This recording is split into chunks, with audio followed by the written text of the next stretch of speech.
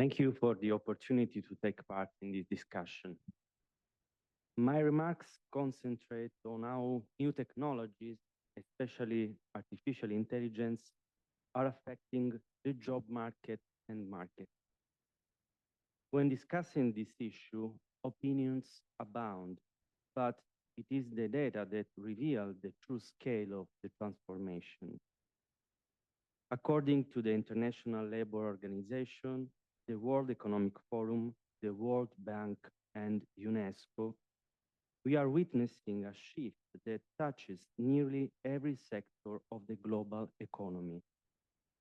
Only 2.3% of jobs are fully automatable, but around 14%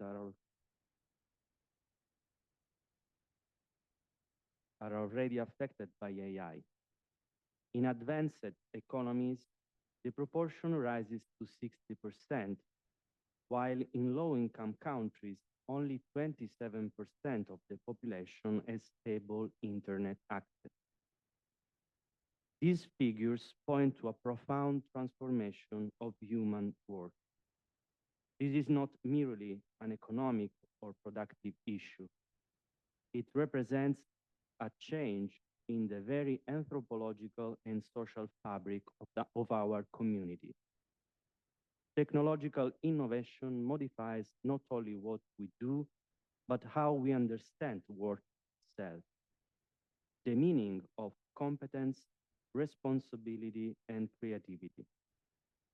The challenge posed by AI is therefore twofold. It concerns both the economy and the distribution of opportunities, and the very identity of the human person and the quality of relationship embodied in labor. From this perspective, the Church's social teaching offers three guiding principles for interpreting the digital revolution: human dignity, solidarity, and subsidiarity. Dignity directs our attention to the subjective dimension of work. Solidarity confronts the questions of social justice that the new economy raises, and subsidiarity calls us to imagine new forms of cooperation capable of mitigating the impact of technological transformation. If the dignity of the worker is the non-negotiable value, solidarity and subsidiarity are the means by which it can be safeguarded throughout the digital transition. Together, these principles enable us to discern whether technology will serve as an instrument of liberation or become a source of inequality, whether it will humanize work or render it more precarious. Since Rerum Novarum, Leo XIII affirmed that work is not a commodity, but a property of the person, a continuation of human freedom and intelligence. This insight remains crucial today, as the digitalization of production and decision-making processes risk reducing the worker to an appendage of the machine, replacing creativity with surveillance and responsibility with procedural routine. John Paul II, in Laborem Exercens, reaffirmed that work must remain a space of personal growth, while the compendium of the social doctrine of the Church highlights its social value. Through work, the human person not only perfects himself, but also contributes to the good of the others. In this light, the key question in the age of AI is not how many jobs will disappear, but what kind of humanity is being shaped through digital labor. AI affects not only the quantity, but also the quality of work. Digital technologies are reshaping professional identities. Many occupations Occupations are evolving into hybrid form in which human operators collaborate with algorithmic systems that analyze, predict, and decide. Traditional professions, medicine, law, education, engineering, are turning into augmented roles where AI amplifies analytical capacity but diminishes intuition, experience, and human relationships. While new roles emerge, data analysts, AI trainers, ethics specialists, many other tasks are becoming distilled, fragmented, and easily replaceable. This shift reveals one of the most critical global trends, the polarization of the labor market. High-skilled professions are increasingly in demand, while low-skilled ones are in decline. AI will likely assist humans in complex activities, raising productivity, whereas in lower-skilled jobs, it will guide workers through automated routines, simplifying tasks but reducing transparency and autonomy.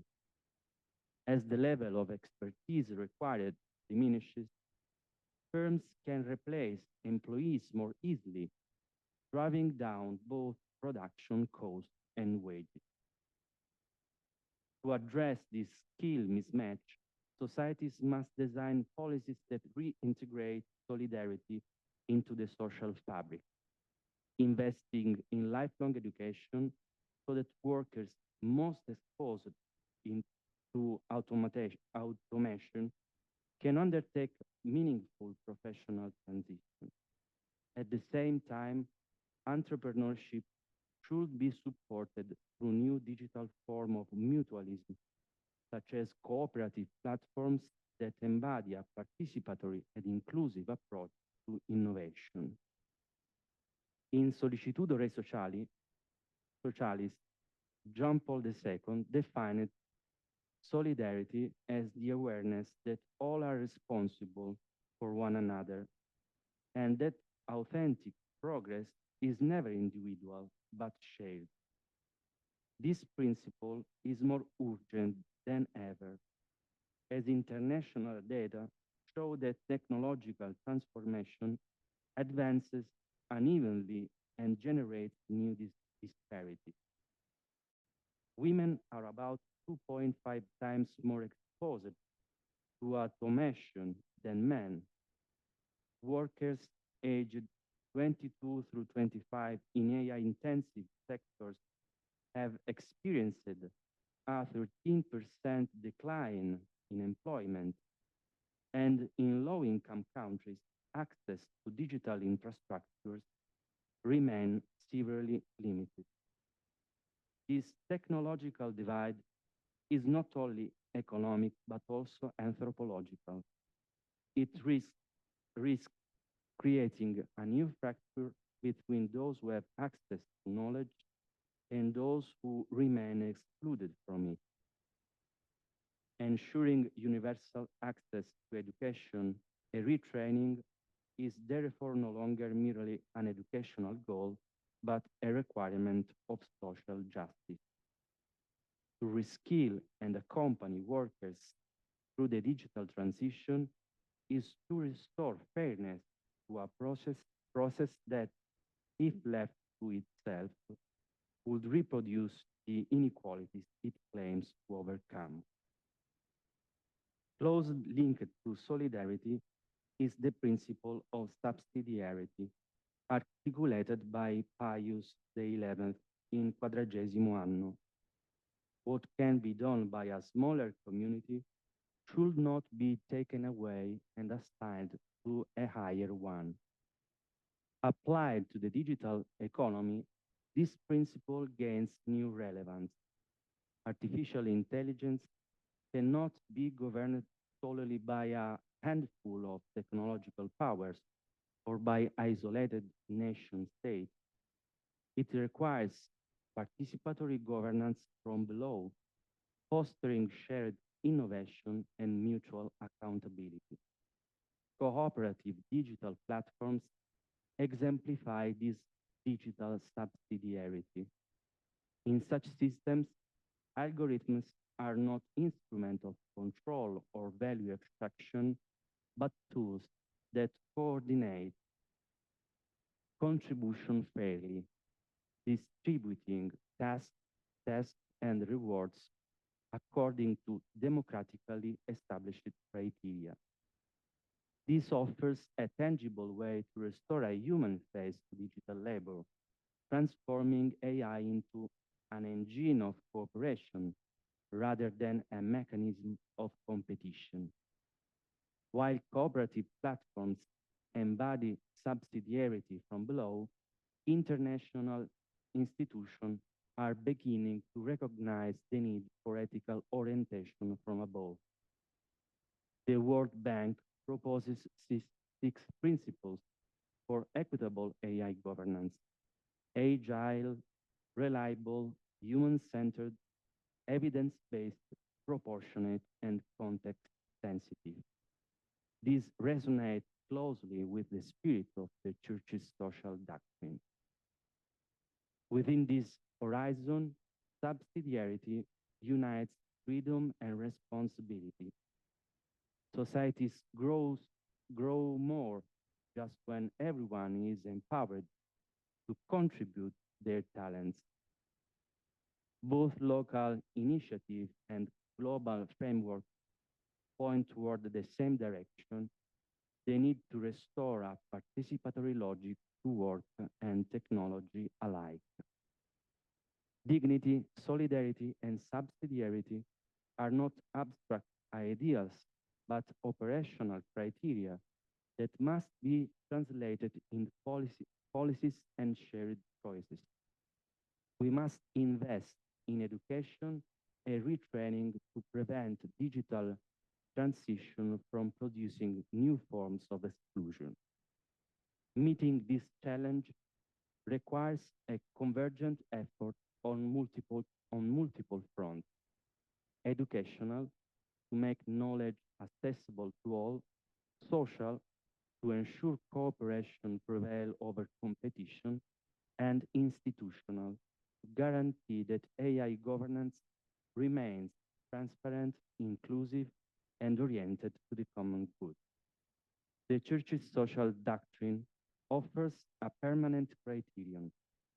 Technology is part of humanity's creative vocation, yet creativity without responsibility breeds inequality. Our task, therefore, is to orient innovation toward a model of integral human development, one that unites efficiency with justice, freedom with fraternity. Thank you.